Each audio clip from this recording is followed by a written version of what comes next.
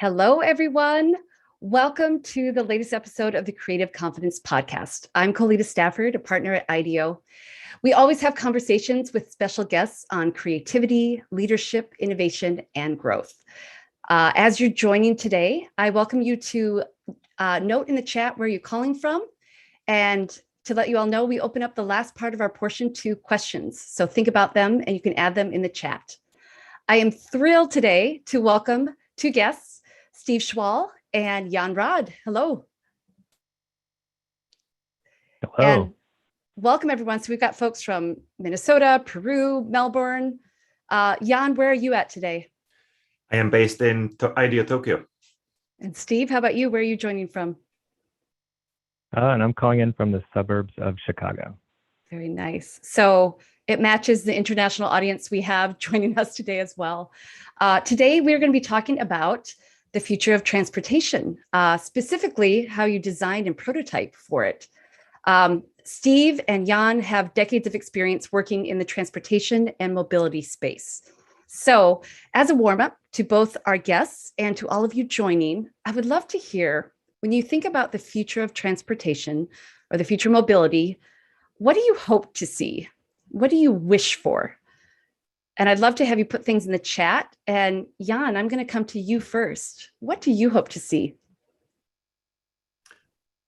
I hope to see a really human-centered future that will transform our cities so that they are not designed by cars, they are designed by people for people. Very nice. I think we have, so one person already said they hope to see the end of traffic. Share more. Yep. What else? Steve, what do you hope for?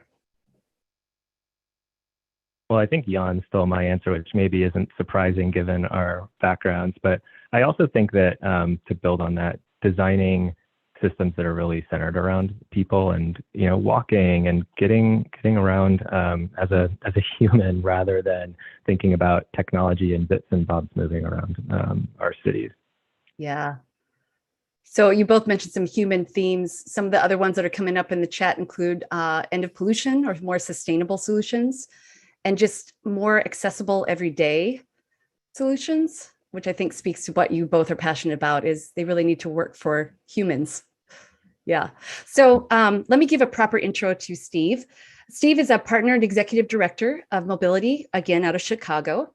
He has a background in industrial design and mechanical engineering, and over 15 years experience working alongside clients like Ford, John Deere, Navistar, and Samsung. Jan is a design director out of IDEO Tokyo and background in interaction design and human-computer interaction. Jan also has straddled both worlds of academia, places like Singapore, and working in the innovation industry. As I understand, you've done humanoid robots in Japan. Yes. So obviously a lot of experience between the both of you. So today I'm thrilled. We're going to cover topics of how you design products that have a really long timeline with large capital investments. This isn't just transportation. It's a lot of industries deal with that. We're going to hear about stories from your work in automobiles, aviation, automotive, autonomous delivery. And we're really going to talk about one of your favorite topics, one of my favorites as well, low-fidelity prototyping and the value of how you can prototype, especially when ambiguity is high or timelines are high and it's complex. So with this, let's just dive into one of the themes. I'm going to start with you, Steve.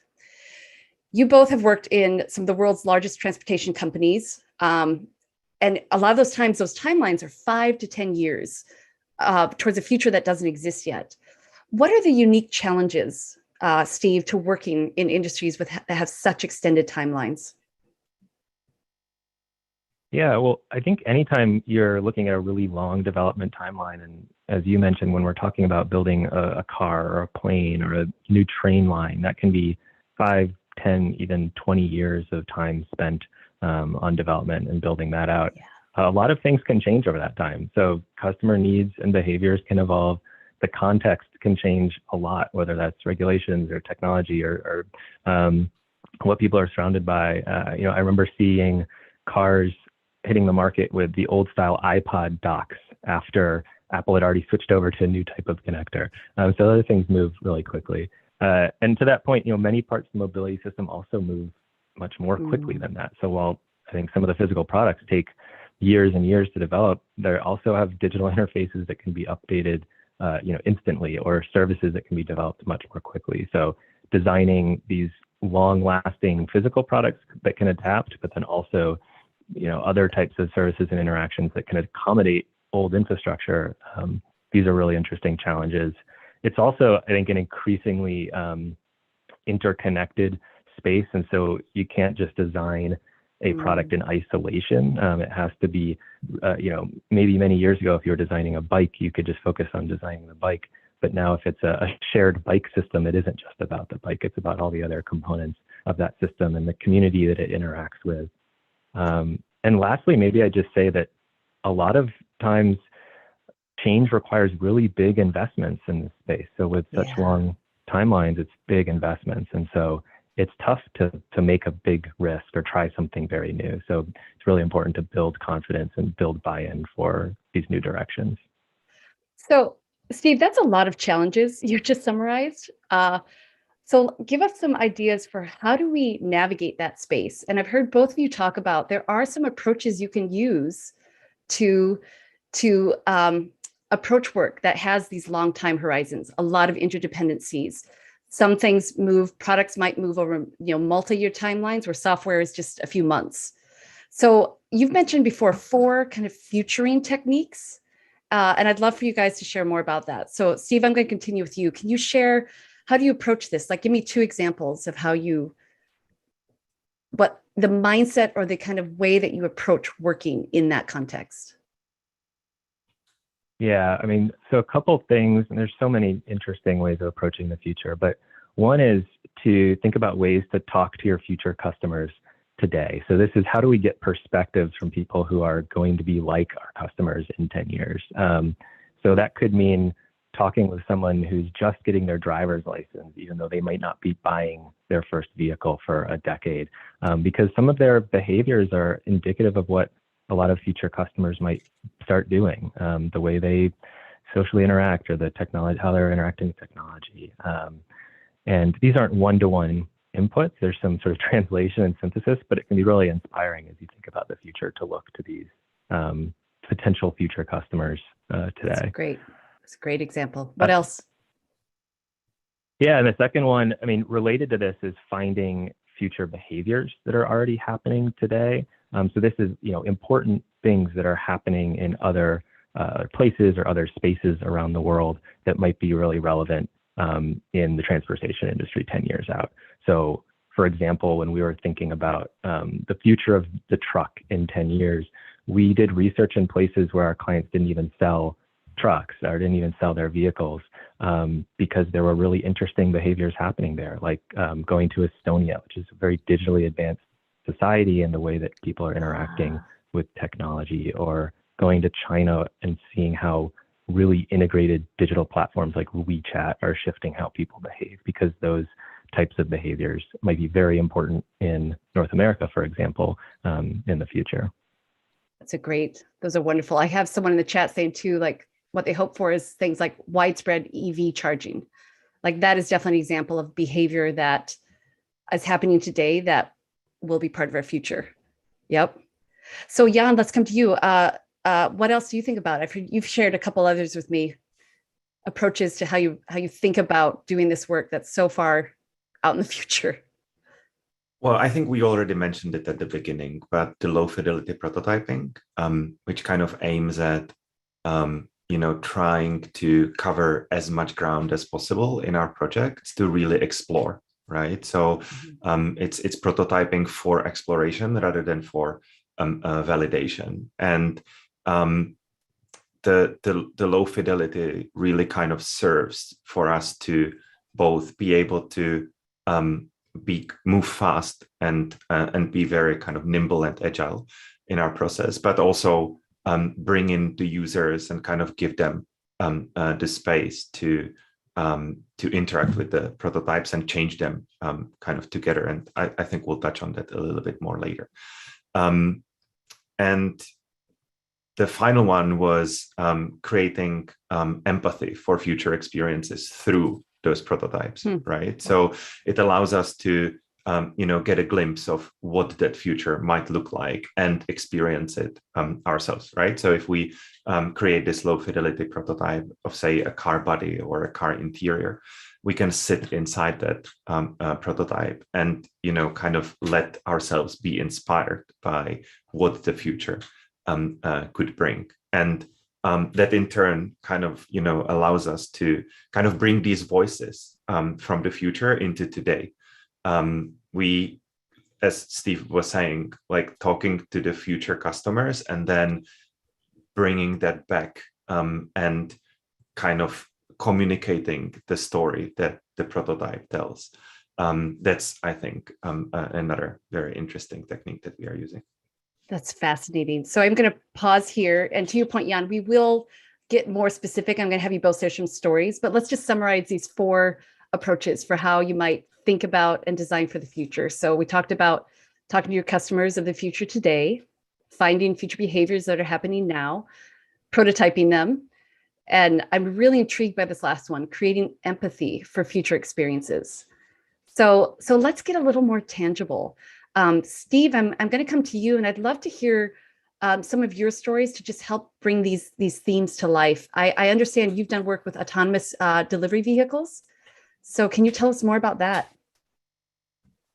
Yeah, I think especially getting to those last 2, in the autonomous delivery space, we were working several years ago with a company exploring package delivery using autonomous vehicles. And there's so many people, I think, going really deep on the technical challenges of that, like how are we actually going to get the autonomous vehicle from point A to point B safely? But in our work, we really wanted to better understand more of the human side of that, what the human value of this technology was for the people on the other end, right? People who are receiving packages or getting deliveries, what's important to them, what needs are we trying to solve with autonomy? And so we tried to prototype the future. So we created an autonomous delivery service that wasn't actually autonomous. There was still a driver. The driver just didn't interact with the customers. So from a customer standpoint, it felt like this autonomous future. And that let us experiment with it and see what mattered to people. And we learned, a lot about what people are looking for from package delivery, right? So how they want packages, when they want it, where they want it, all that really depends on sort of what's in the box, what's getting delivered. And we learned this by prototyping and having real people interact with that. So if they're, ordering a pizza, they want it delivered to their doorstep as soon as possible. But if it's something really valuable, maybe they want it kept safe until they can pick it up on their way home from work. So by sort of building this future, letting people experience it, we're able to learn a lot about their needs, and that helped inform the technology side of it as well, and sort of what the capabilities of these future vehicles should be. That's such a great story. So, and I appreciate your noting. I think it is, most people default to just trying to get it to function right, just get get a seamless service. But you used really low fidelity prototypes, like things that didn't actually fully function, in order to understand what people actually valued. And it kind of varied on what the delivery was. That's a fascinating insight.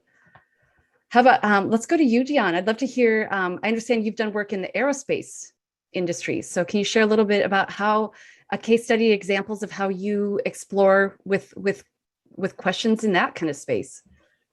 So we had the chance to work with JAXA, the Japanese Aerospace Exploration Agency, which is an equivalent of NASA. And we kind of started working with them about more of a storytelling project, like how might skies be used in the future, which is called Designing the Skies of Tomorrow. And in that project, we really kind of explored the storytelling and the kind of, it was to kind of stimulate the imagination about how skies might be used, right? And then we kind of moved on to space travel, which was really interesting because during the interviews with present astronauts, the team kind of discovered how much of discomfort is at the center of the experience of space travel. And one of the prototypes that, or one of the experiences that they prototyped, learning this insight, was that they took all the props that the space travelers would have, like the packaged food and the way they would sleep in the spacecrafts, and they went camping, right? And kind of just creating this Brilliant. situation that would kind of allow them to experience that, right? And then in turn kind of turned into this video where there are these voices of the space travelers from the future that are complaining about all the discomforts of the travel. And it was a really kind of impactful way how to tell that story of how that might look like, right? And I think that what I really liked about that is that what we are trying to do when we are presenting these artifacts to say the stakeholders, right? Or to general public with these projects, we are lucky that we can share this because this is public work. We are really kind of trying to make people not just think differently in the moment, but kind of act differently over time, right? And creating be it a video or be it a 3D printed object from the future, like creating these artifacts that people can very easily understand and and experience and empathize with. That's one of the kind of techniques how to bring a little bit of that future into the present. So that was a great example. Thank you. And I want to just put a point on a couple of things you said. So one of the techniques you said, we did storytelling. I think that's a really fascinating one. In addition to a very specific prototype, like you mentioned, you went camping to empathize with the same artifacts and type of experience of that. So can you say a little bit more about what you meant by storytelling of the future? Because like I'm looking at what a lot of people are wishing for and hoping for in the chat. And I'm imagining you could probably start by storytelling it. We are really kind of trying to focus on the human experience, right? Create that connection between ourselves in the present and the people in the future, right? And telling human stories is our way how to connect with those people, right? So rather than just seeing a prototype, there needs to be a story attached to it. And that's kind of how we bring it to life, right? We are telling a story of that prototype, of that experience in the future. And there are real people with real emotions and or hypothetically real, but we are kind of trying to create that human connection, right? Because that's what moves us as people, as designers. And I believe that that's kind of what in turn makes us act and be much more kind of connected to that potential future. Thank you for sharing that. I think we overlook the kind of storytelling. We just think about how to make it look and feel like something. So let's go there though. Let's talk about prototyping. And I want to bring up this word, you've mentioned it before, fidelity, low fidelity, high fidelity. So whenever you're designing products or services for long timelines or a future that we don't yet quite know, you can intentionally choose what fidelity you prototype in. So I'm going to take a stab at you guys, correct me. So like the idea of a high fidelity prototype, like if we were to say a car, it might actually drive, it would actually function. That would be a high fidelity prototype. Versus a low fidelity might be, it's just some chairs and some cardboard for a dashboard and some paper for the displays. So is that how we can help us understand, what do you mean by low fidelity and high fidelity as a range? Yes, I think you got it. You got it perfectly right. And we would often, tape out just with the masking tape on the floor, kind of like the size of the car interior, and then play with it, right? That's kind of like what would the low fidelity prototype be like. And we would use office chairs and IKEA couches that kind of fit, vaguely into that space. But maybe the point that I wanted to make here was about, I think that a lot of people in the design industry are kind of accustomed to use low fidelity prototyping for speed, but what my experience was, especially in the mobility space, is also kind of lowering that bar to give users permission. The people that we are co-designing with, that we bring to work with us, to tell us about, you know, their needs and their desires and their expectations from cars, like lowering that fidelity to the point that allows more space for imagination, and space. kind of creates this you know, permission for people to go around and change things, to kind of really kind of make them part of that process, right? Because I think that, you know, if the prototype fidelity, you know, goes across a certain bar, suddenly it starts to be a little bit intimidating. Got it. I'll come back to that. Steve, anything else you want to add to what are the benefits of low fidelity? I think that one of the great things about low fidelity prototypes is it lets you sort of focus people's attention on the things that are most important for you in that moment. So a lot of mobility products or services are very complicated, right? You get into a car and there's so many things going on, and there's a lot of things that you could give feedback on if you're a potential user, or, you know, the security experience of the airport, going through that experience. There's so much to take in and so much to manage. And so when you're prototyping at low fidelity, it lets you really simplify and focus the customer or the stakeholder's attention on the questions that you're really trying to answer at that time. So often you might be in this mode of really trying to figure out sort of what the right thing is to build, not necessarily all the details of it. And so if somebody says, you know, I don't really like purple, or I don't like this font you chose, that's not particularly helpful. And so doing something in foam core, for example, where someone's not going to see that as the finished product, it lets you make sure their attention is focused on those questions that you're trying to get at. That's so helpful. And Steve, maybe let's continue with you. And then Jan, I want to come back to your example of, you said you duct taped on the floor, but Steve, tell me more. Can you give me example of that? I understand from aviation, where just give me even more details of how you create a low fidelity and what that unlocks. Yeah, I mean, one of my favorite things to do with a low fidelity prototype, I mean, I think sharing it with customers is great, but I love to put some of the stakeholders in those prototypes. So we were working with a startup to define sort of the customer experience for a new aircraft, right? New to the world aircraft. And this is a great example of a product with a long development timeline, right? Yeah. This is 10 years or so to develop this. And along that way, there's a lot of decisions, there's a lot of trade-offs that have to be made, often pretty early in that process.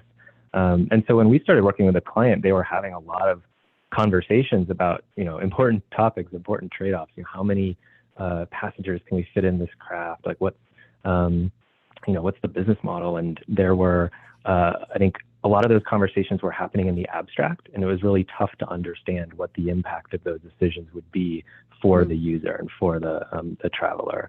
And so we actually took over a section of our studio in San Francisco, and just using wood and foam core, built out a section of this future aircraft in a very quick amount of time, and put in some seats and put in, you know, some foam core things that people could move around. And then we had their next meeting inside the plane. So bringing those stakeholders and executives into the plane and letting them experience what it felt like. And, you know, how did it feel to put this many people in, or to have the seats this close together? And the conversation was very different than, you know, looking at a spreadsheet or thinking through something in the abstract. Yeah, that's such a great example. I like your point. It's taking it out of the abstract into a tangible, and doing so creates a different dialogue, maybe unlocks some different questions and some different insights. Yeah. So Jan, I want to come. I mean, I think sorry, I was just going to say, I think, you know, in that situation, the aircraft had to be very small, very narrow, but we wanted to create this luxury experience. And so feeling what it was like inside a space that might feel cramped, we sort of unlocked the ability to take some things out of that space and actually create a more open and sort of luxurious experience. And I don't think we would have gotten there without getting inside the plane that early. That's wonderful. And by the way, there's someone joining us right now who's also talking about at their airport, they are also doing low fidelity prototyping to engage more diverse stakeholders from management, and it's being very successful. So bravo to all of you already doing these in your spaces. Jan, I do want to come back to hear a little bit more of your example, and then I do want to open up to questions. So we encourage folks, add in your questions for Jan and Steve. So Jan, you were mentioning a low fidelity prototype that helped encourage participation. Do you want to share a little bit more about the details of what you did or what it unlocked? Right. It was a project with one of the Japanese automakers, and it was kind of focusing on what a future interior could look like. Because one of the insights that we learned early on was that, especially in Tokyo, where there is a severe lack of space, people were very often using cars without moving around, right? That would use them. And it was a really interesting kind of data driven study that found that people would be getting into car sharing and not driving anywhere, right? And so digging deeper, we found out that people would be using these spaces for lounging, eating in private, having meetings, because it's available, it's on the street, right? And you can jump in, stay there for 30 minutes, and it kind of drove a project around interior exploration. And one of the things that we did there was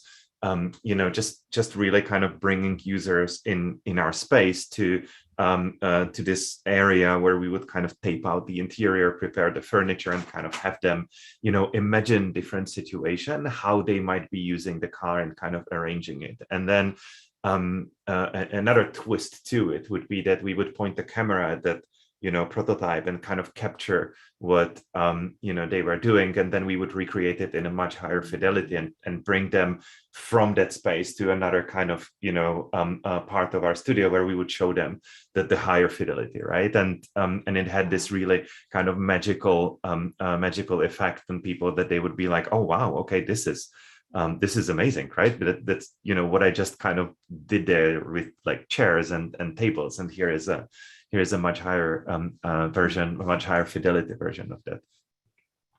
That's wonderful. I think everyone on listening today would love to be able to tap into all your toolbox of all the ways that you approach these moments. And so I am going to switch the questions. And one of the questions is around prototyping materials. So this comes from Ben. What kind of light materials or quick strategies do you have for a design team to think about full-size experiences or prototyping? In his question, particularly autonomous vehicles. But yeah, what's your recommendation list on quick and light materials to prototype? I'll start with you, Steve. Yeah, I mean, I can share a few basic things. So first of all, I'm a big fan of foam core because there's a lot of magical things you can do. That it's lightweight, it's easy to cut. What is foam core, in case you're from a country or an area that doesn't have that? Yeah, so it's a paper-based product with essentially two pieces of paper with some foam in between. So it can be a quarter or half-inch thick. I won't try to translate that to metric on the fly. Sorry about that. And it's easy to cut. It's easy, but it holds its sort of shape and structure. And there's some wizards in our shop who can turn it into a lot of different forms. But also another thing we'll do often if we're dealing with a sort of fixed space is just build a simple outline of that space using aluminum extrusion, so something like 80-20. And then you can build a lot of things on top of that, and you can take it off and put new things on. And so it becomes sort of this platform for experimentation, and this platform that you can try a lot of different things on without needing to start over from scratch. That's great. How about you, Jan? What is in your short list of recommendations for materials? I really like scrappiness. So kind of, just keeping a stock of, materials, be it foam core, aluminum extrusions, plywood, paper, office furniture. I think that, it's really about the imagination and the ingenuity of the design team. And I think that in that context, in the context of the low fidelity prototypes, kind of, I don't want to say anything goes, but in a way, anything goes. I think that scrappiness and kind of, not overthinking things is also my kind of favorite approach. Got it. Thank you. I want to move on to another question. Actually, I do want to, one last thing for Jan and Steve. I think it goes back to, you would say, it depends on the question of what you're trying to learn. So your prototype should be as low fidelity as it needs to be to explore the question you're trying to learn. So anything you want to just kind of put a finer point on that, or do you want to say anything about that? Yeah, I think that the answer to the favorite prototyping materials could be much longer because, to your point, it really is for me just a very fun design exercise to think about what is the simplest, fastest, cheapest way that I could create something that helps answer the question that I could share, that people could interact with. And so sometimes that can be a sketch, sometimes that might be going into virtual reality, sometimes that might be sort of a Wizard of Oz behind the curtain service you're creating. And it's an endless exercise to sort of imagine and come up with new ways to bring experiences to life really quickly. Okay. So I'm going to move on to another question. This is a great one. It has to do with public policy. So this comes from Rachel. Can you share any experiences where public policy is a consideration in your prototyping, especially it feels like sometimes public policy is usually something that comes very late into the picture rather than it driving some of the early decisions. So either of you have some perspective on that? I'm going to go with you, Steve. I see you kind of lit up. I think you've worked in this space before. Yeah, I mean, it is such a great question. And I think one of the exciting moments we're at in the sort of transportation and mobility space is that there's so many, I think, new technologies changing that are shifting kind of regulations and policies, but also an awareness that the mobility system has such an impact on communities that engage directly or indirectly with it. And so I think policy is shaping that a lot. And so I think in some of our work, one of the things that we've been doing a lot more of is when we're thinking about who the users and stakeholders are, of really drawing a much bigger circle around that and looking at that ecosystem of people that the product or service or mobility system we're working on will affect and intersect with. And you start to see the role that policy will play in ensuring that the sort of outcomes in the products will provide value or good experiences for very indirect users of the product as well as the direct users. Mm-hmm. I want to build on that with thank you for sharing that. And I think so. Adam is bringing up a question too related to that. Like a lot of these industries deal with a lot of constraints, be it policy. I've heard both of you talk about increasingly this work doesn't just reside in one industry. It doesn't reside in just one, like Jan, in your case, the aerospace private client. It overlaps with government. It overlaps with the public sector. Do you have either of you have any other just perspectives to add on working in spaces that often involve collaboration across different sectors?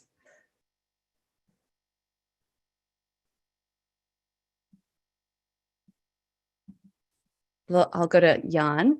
Anything you want to add on that? I was just waiting if Steve wanted to, if Steve had in mind. I mean, that's kind of one thing that I would really like to see more of, right? Being able to, we talked about bringing stakeholders, into the prototype and showing them the experience. And that would be my hope for the future, that we can do that with a more diverse set of stakeholders where, because there is just so many, like the systems are becoming so complex that they just influence each other, right? And, car makers, policies, technology makers, software companies, like that all comes together, and kind of, being able to open up, this collaborative or create these collaborative relationships to kind of like really look at what's happening at the interfaces between, policy and making cars, right? Or, making autonomous cars and creating, or changing traffic rules, right? And so I hope that, we can get to the point where people kind of, start realizing more that we need to kind of step up the collaboration between these different stakeholders. Yeah.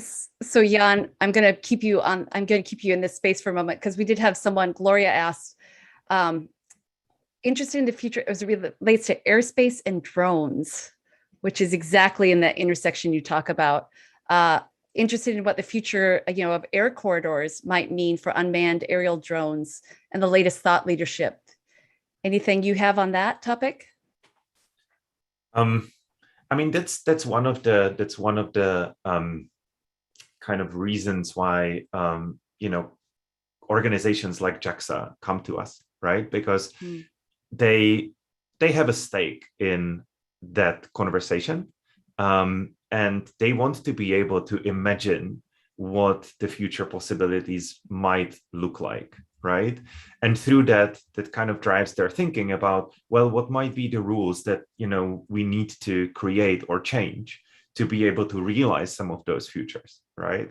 And so I think that this is the way we are kind of trying to open up that conversation by showing the possibilities and by kind of sparking that imagination in people. Great example. So we have time for about 2 more questions. I'm going to go to one that is around shifting gear. The topic is really about adoption and the adoption life cycle of some of these new things. So this comes from Simon.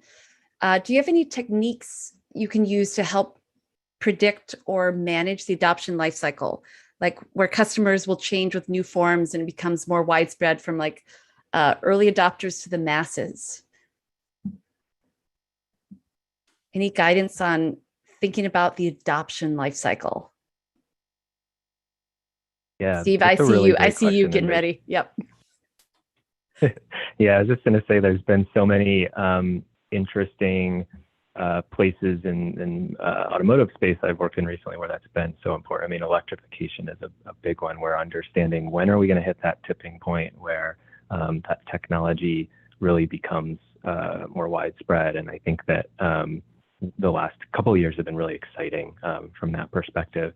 So I don't know that there's a silver bullet, but I do think that there's a few things we do that help with that. I think one is really thinking about the system. And we've talked a lot about not just focusing on a product or a technology and the adoption of that, but actually looking at the interrelating factors that have to come into place for that technology to be adopted. So to continue with the electrification example, looking at the infrastructure around it, looking at the early adopters and how they're interacting and how they're seeing value from that new technology.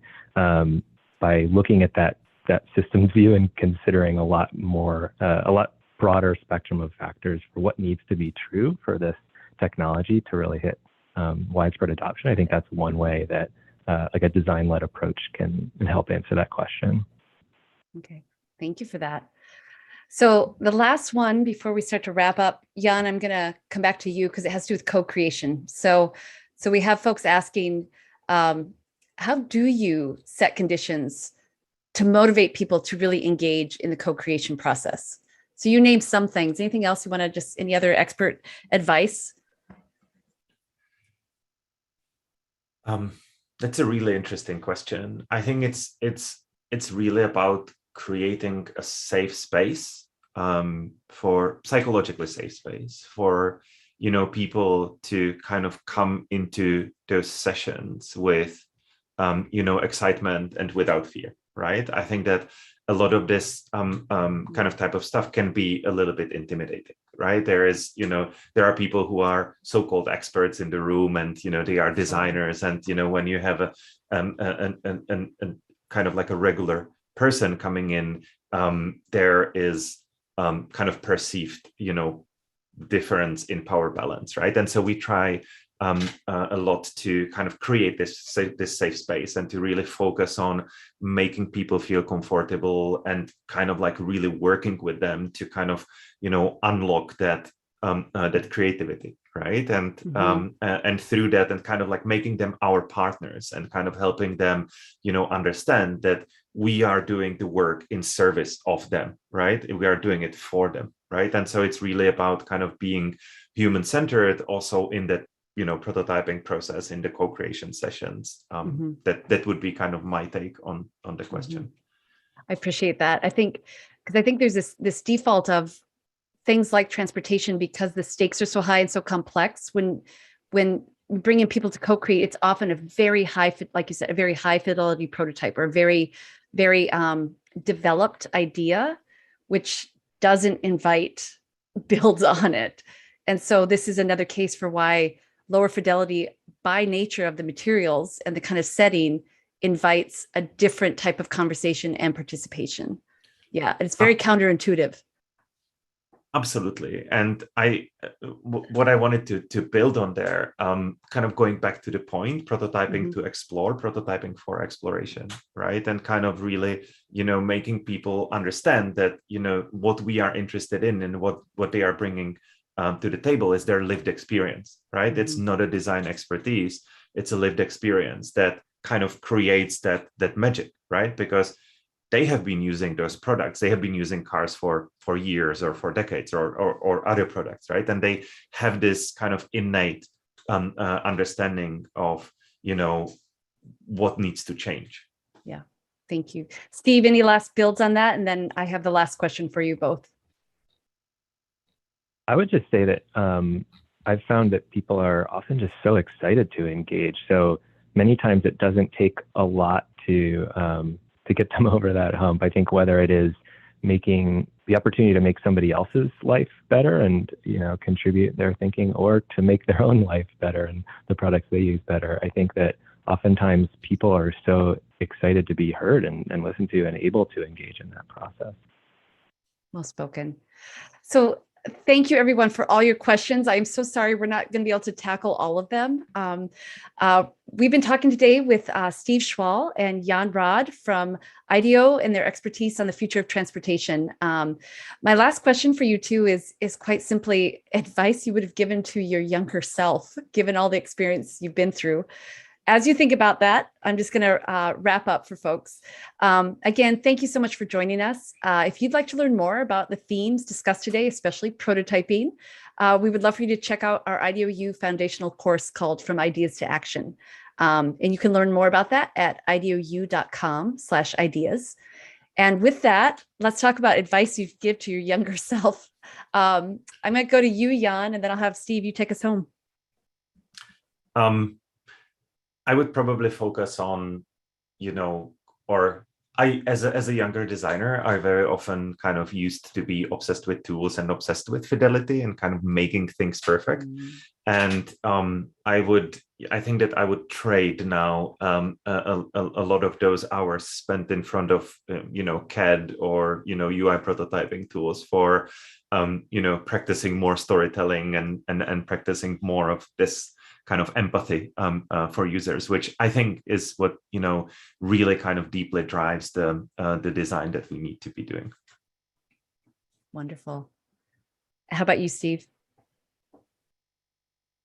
I think that when I was a younger designer, I was really sort of interested in finding that perfect idea. What's the right idea that's going to perfectly solve this problem? And I think that as I've spent more time working in this space, I've found that it's not about necessarily that big idea, but actually helping to build confidence and align the people and the capabilities and all the things that have to come together in order for an idea to come out in the world and make an impact. And so shifting less from focusing on the perfect idea and more about how to foster and get those ideas out into the world is something that I would encourage others to do as well.